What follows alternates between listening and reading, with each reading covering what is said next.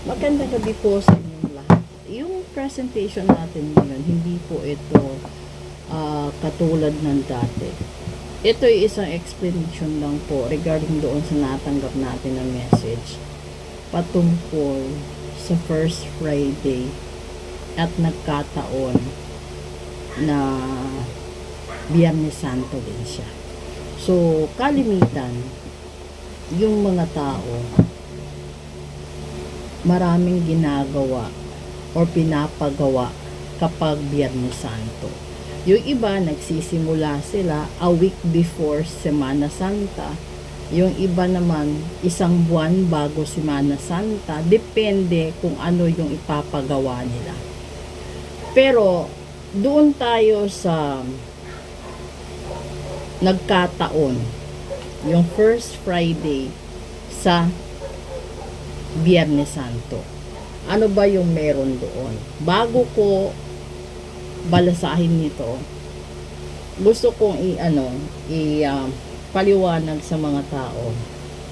Kapag ikaw yung tipo ng tao na mahilig magsinungaling, ikaw yung tipo ng tao na marami kang ginagawang palusot, lalo na sa kapwa-tao mo, kahit anong pagpapagamot ang gagawin mo, kung hindi ka aamin doon sa manggagamot kung ano yung totoo, hindi yan tatalab.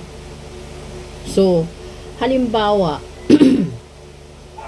meron kang nasaktan na tao. Depende kasi kung yung nasaktan mo, pwedeng pamilya mo, pwede kaibigan mo, karelasyon mo, kapitbahay mo, o kahit sino pang tao. Depende kung anong klaseng kasalanan meron at nagawa mo. Depende din sa impact kung gaano kabigat para sa kanya. Pero kalimitan kasi kapag halimbawa binarang ka dahil hindi na kaya, di ba? Hindi na siguro natiis, kaya ka pinabarang, pinakulang, pinasumpa, ganon. Alam na niya na sa sitwasyon na First Friday at saka Biyernes Santo, kalimitan talaga.